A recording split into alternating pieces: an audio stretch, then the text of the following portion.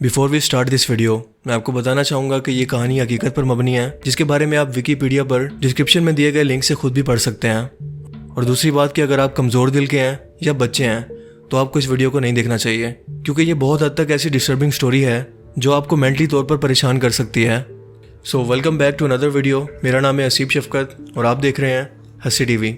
और आज की इस वीडियो के अंदर हम एक ऐसी दिल दहला देने वाली कहानी के बारे में जाने वाले हैं जो बहुत ही इंसानियत सोच है, और आज तक इसे तारीख की सबसे बदतरीन मिसाल समझा जाता है इंसानियत की तजलील की।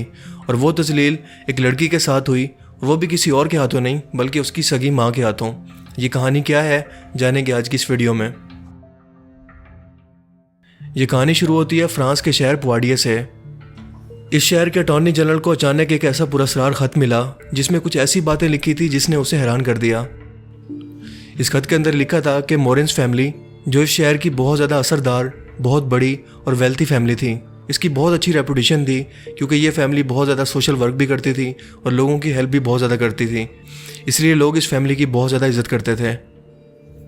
इस फैमिली के बारे में लिखा था कि इस फैमिली ने अपने घर के अंदर अपनी ही बेटी को 25 साल तक जंजीरों से बांध कर रखा है और अभी तक उसे बांध कर रखा हुआ है, और उसे एक दरिंदों की तरह, उसके साथ जानवरों की तरह सलूक किया जा रहा है। उसके साथ उसकी मर्ज़ी के ख़िलाफ़ उसे बांध कर रखा गया है।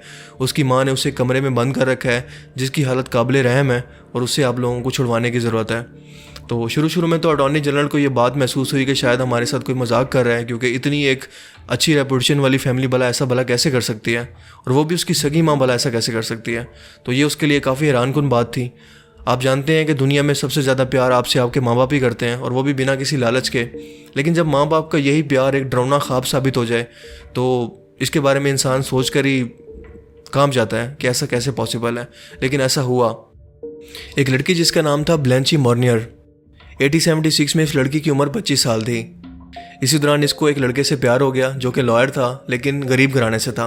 मिसिस मॉरेंस चाहती थी कि इसकी बेटी की शादी एक बड़े घर के अंदर हो जो बहुत पैसे वाला शख्स हो और उनकी रिक्वायरमेंट के मुताबिक हो। लेकिन ब्लैंची ऐसा बिल्कुल नहीं चाहती थी। वो चाहती थी कि उसकी शादी इसी शख्स के साथ हो, चाहे वो गरीब है, चाहे वो जैसा भी है, वो सिर्फ उससे ही शादी करना चाहती थी। इसलिए वो अपनी माँ के खिलाफ जाने के लिए भी तैयार हो गई। उसकी माँ ने उसे सज़ा देने का फ़ैसला किया, और तब तक जब तक वो अपना माइंड ना बदल ले। इतनी इंसानियत सोच उसे सज़ा दी कि उसे घर के एक तारीक कमरे के अंदर बंद कर दिया जिसमें सिर्फ एक खिड़की थी। इस कमरे के अंदर चारों तरफ अंधेरा था और सिर्फ एक खिड़की थी। इसके अंदर उसे 25 साल उस औरत ने कैद रखा, उसकी सगी माँ ने। 25 साल से मुराद आप ये ले लें कि अगर वो उस वक्त 25 साल की थी, जवान थी, तो इसका मतलब ये कि 25 साल कैद होने के बाद वो बूढ़ी हो चुकी थी। अपनी पूरी ज़िंदगी वो इस कैद के अंदर गुजार कर बूढ़ी हो जाती है, सिर्फ और सिर्फ उसकी माँ की वजह से, और इस वजह से कि उसने अपनी पसंद से शादी करने के लिए अपनी माँ से ज़िद की थी, और उसकी माँ ने उसका माइंड बदलने के लिए और तब तक उसे सज़ा देने के लिए उसको कैद किया जब तक कि वो अपना फ़ैसला बदल ना ले। इस शहर के अटॉर्नी जनरल को जब ये ख़त मिला तो उसने इसे सीरियस लिया। इसे इग्नोर करने की बजाय उसने एक इन्वेस्टिगेशन टीम को बुलाया और उन्हें ये ज़िम्मे काम लगाया कि आप इस जगह पर जाकर इन्वेस्टिगेशन करें। ये बहुत रिस्की काम था क्योंकि मैंने बताया कि मॉरेंस फैमिली बहुत ज़्यादा अच्छी रेपुटेशन वाली फैमिली थी। उस पर यह इल्ज़ाम लगाना और उस घर के अंदर जाकर रेड करना, तलाशी लेना, जाहिर है कि आसपास के लोग उसके बारे में अवेयर हो जाते हैं कि क्या कुछ चल रहा है और ये क्यों लोग यहाँ पर इनके घर रेड करने के लिए आए हैं, पुलिस इनके घर क्यों आई है। तो ये एक बहुत बड़ा रिस्की काम था। ये पॉलिटिकल फैमिली थी और बहुत ज़्यादा मिसिस मॉरेंस जो थी वो सोशल वर्कर थी, लोगों की चैरिटी भी करती थी और उनकी मदद भी करती थी। मिसिस मॉरेंस का बेटा मैरिकल एक बहुत रेपुटेशन वाला वकील था, बहुत बड़े पाए का वकील था, लोग उसकी बहुत ज़्यादा इज्जत करते थे। सो इस फैमिली की रेपुटेशन एक तो अमीर होने की वजह से बहुत ज़्यादा थी और दूसरा सोशल वर्क की वजह से। सो ये एक बहुत रिस्की काम था उनके घर पर रेड करने के लिए, लेकिन ये रेड किया गया। जब पुलिस उनके घर पहुंची तो उन्होंने देखा कि चारों तरफ तलाशी ली, उन्हें घर में कोई भी कुछ भी नहीं मिला, सब कुछ नॉर्मल था। लेकिन जैसे ही पुलिस वहां से जाने लगी तो अचानक से सीढ़ियों की साइड से उन्हें कुछ अजीब सी स्मेल आने लगी। ये स्मेल इतनी तेज़ थी कि उस स्मेल को महसूस करते हुए वो सीढ़ियों के ऊपर चले गए। वो देखते रहे कि ये स्मेल कहाँ से आ रही है, उसको फॉलो करते रहे और वो अपस्टेयर्स चले गए। अपस्टेयर्स में गए तो वहाँ एक कमरा था जहाँ से शदीद किस्म की स्मेल आ रही थी। वो कमरा बंद था, उसको ताला लगा हुआ था। इन लोगों ने जानने के लिए कि हो सकता है कि यहीं पर उस लड़की को कैद किया गया हो, यानी कि ब्लैंची मॉरेंस को, तो उनका शक सच साबित हुआ। इस ताले को तोड़ा गया तो वो ये मंजर देखकर हैरान रह गए कि एक लड़की को बेड के साथ जंजीरों से बांधा गया था, उसके आसपास गले सड़े फ्रूट पड़े थे, गला सड़ा खाना पड़ा था, उसके जिस्म को चींटियों ने, उसके जिस्म को मुख्तलिफ़ कीड़ों ने ढांप रखा था और उस वहाँ पर इतनी ज़्यादा इतनी स्मेल थी उसके अपने गलाजत की वजह से भी और दूसरे चीज़ों की वजह से भी कि वहाँ पर खड़ा होना भी मुश्किल था। वहाँ पर जो लोग पुलिस वाले मौके पर गए थे वो कमरे पर खड़े नहीं हो सकते थे, उस कमरे में सर्वाइव नहीं कर सकते थे क्योंकि इतनी तेज़ स्मेल थी कि वो वहाँ रुक नहीं सकते थे। सो उन्होंने उस कमरे की खिड़की को तोड़ा, जो एक ही खिड़की थी वो भी बंद थी, उसको उन्होंने खोला, उसको तोड़ा ताकि वहाँ से स्मेल बाहर जाए और वो इसके बाद कोई कार्रवाई कर सके। ब्लेंची ने इस हालत के अंदर 25 साल गुजार दिए थे। अपनी ज़िंदगी के कीमती 25 साल उसकी माँ ने उसको अंधेरे कमरे के अंदर कैद करके रखा। उस लड़की ने 25 साल तक सूरज की रोशनी नहीं देखी थी। क्या आप जानते हैं कि जब उस लड़की को पुलिस ने वहाँ पर देखा तो उस लड़की का वज़न कितना था? उस लड़की का वज़न सिर्फ 22 किलोग्राम था। वो इतनी कमज़ोर हो चुकी थी कि वो नियर टू डेथ थी। उसकी हालत बिल्कुल, उसका चेहरा बेरौनक हो चुका था, उसकी हालत बिल्कुल ख़राब हो चुकी थी कि किसी भी लम्हे उसकी जान जा सकती थी, लेकिन वो इतना लंबा अरसा फिर भी सर्वाइव कर गई। इन 25 सालों के दौरान जिसे वो लड़के से वो प्यार करती थी, जो वो लॉयर था और वो गरीब था, 85 में उस लॉयर की भी डेथ हो गई, लेकिन उसके बावजूद भी ब्लेंची ने अपना फ़ैसला बदलने की कोशिश नहीं की। उसको इस बात की खबर ही नहीं हुई कि उस शख्स की मौत हो चुकी है जिससे वो शादी करना चाहती थी, लेकिन उसकी माँ ने फिर भी उसे कैद रखा। मोहल्ले वालों को उसने ये बताया कि वो शायद अचानक से कहीं गायब हो गई है। उसके बारे में उसकी माँ रोती रही और लोगों को दिखाने के लिए उसकी फैमिली भी रोती रही, लेकिन किसी ने नहीं बताया कि वो कहाँ है और अचानक से वो कहाँ गायब हो गई है। हालांकि उसकी माँ ने खुद ही उसे कैद करके कमरे में रखा हुआ था, सिर्फ इसी बात पर सज़ा देने के लिए कि वो उसकी माँ की बात नहीं मान रही थी शादी करने के लिए। इसे फ़ौरन से इस कमरे से निकाला गया और हॉस्पिटल ले जाया गया। ये अपनी सेंसेस में बिल्कुल भी नहीं थी। डॉक्टर्स ने इसका मुआयना किया और बताया कि ये एक कोमा किसी सिचुएशन में है, अपनी सेंसेस में नहीं है, इसको रिकवर होने में बहुत ज़्यादा टाइम लगेगा और अगर ये रिकवर हो भी गई तो ये मेंटली तौर पर इतना टॉर्चर हो चुकी है कि शायद ये ज़्यादा अरसा ज़िंदा नहीं रह सकेगी। और ऐसा ही हुआ। 1913 के अंदर इसकी इसी टेंशन की वजह से, इन्हीं मेंटल इश्यूज़ की वजह से उसकी मौत हो गई। इस घर के अंदर बहुत से लोग थे जिनमें नौकर्स भी शामिल थे। ब्लेंची का अपना भाई भी शामिल था।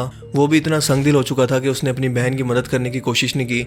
वहाँ पर घर में मौजूद नौकर्स को भी इजाज़त नहीं थी कि वो किसी को इस बारे में बता सकें और यूँ 25 साल गुजर गए, किसी नौकर ने भी किसी को नहीं बताया कि इस घर के अंदर ये कुछ हो रहा है। लेकिन फिर सवाल ये पैदा होता है कि ये ख़त किसने लिखा? किस शख्स ने 25 साल के बाद ये ख़त लिखा जो अटॉर्नी जनरल तक पहुंचा और उस तरह से उसे आज़ाद करवाया गया? अपनी ज़िंदगी के आखिरी लम्हात में उस लड़की को आज़ाद करवाया गया। ये आज भी एक राज है, किसी को नहीं पता कि ये ख़त किसने लिखा है। बहुत से लोगों का मानना है इस बारे में कि ये ख़त शायद वहीं उस घर के एक नौकर ने किसी ने लिखा था और उसका नाम कोई नहीं जानता कि वो कौन था, लेकिन नौकरों में से वो कौन था कोई नहीं जानता। लेकिन कुछ लोगों का कहना है कि ब्लेंची के भाई मेरेकल ने ही ये ख़त लिखा था सीक्रेट तरीके से, लेकिन हकीकत क्या है ये आज तक किसी को पता नहीं है। ये ख़त पूरा असरार तरीके से ही अटॉर्नी जनरल तक पहुंचा था और अगर ना पहुंचता तो शायद इसी हालत में ही ब्लेंची की मौत हो जाती। ब्लेंची की मां को गिरफ्तार कर लिया गया और उसकी हालत बहुत ज़्यादा ख़राब थी, उसको हार्ट प्रॉब्लम थी। जब उसे जेल ले जाया गया तो उसके 15 दिन के बाद ही उसकी मौत हो गई हार्ट अटैक की वजह से और वो अपने इंजाम को पहुँच गई।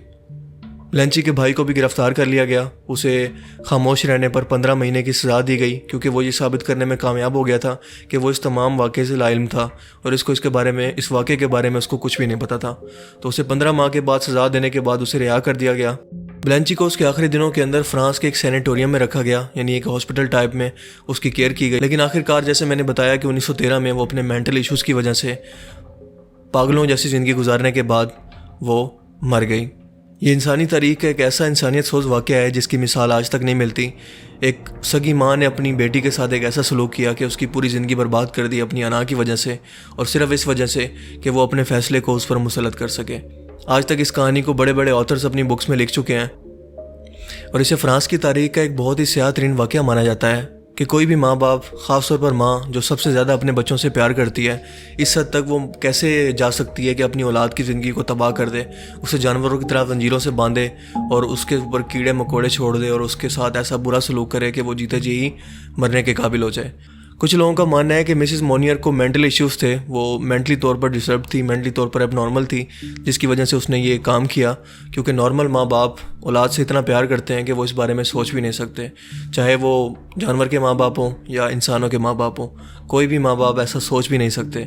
लेकिन ये एक वाक़या ऐसा था जो फ्रांस की तारीख़ का बहुत ही स्याह-तरीन वाक़या है। 1930 में पहली बार एंड्री गाइड नाम के एक शख्स ने, जो कि ऑथर था, इस वाक़े को पहली बार लिखा और दुनिया को इसके बारे में आगाह किया। इसके बारे में इन्वेस्टिगेशन रिपोर्ट्स और इसके बारे में तमाम शवाहिद यानी शाहिदीन को इकट्ठा करने के बाद ये वाक़या पब्लिश किया गया और इसकी जड़ों तक पहुंचा गया और तमाम हक़ाइक़ दुनिया के सामने रखे गए। लेकिन आप इस वाक़े के बारे में क्या सोचते हैं? अपनी कीमती राय का इज़हार कमेंट सेक्शन में ज़रूर कीजिएगा। अगर आपको ये वीडियो पसंद आया हो तो इसे लाइक कीजिए और मज़ीद इस तरह की इन्फॉर्मेटिव वीडियोस के लिए इस चैनल को ज़रूर सब्सक्राइब करें। अब मैं मिलूँगा आपसे एक नई इंटरेस्टिंग वीडियो में। तब तक के लिए अपना बहुत सा ख्याल रखिएगा। See you next time. Take care yourself. अल्लाह हाफिज़।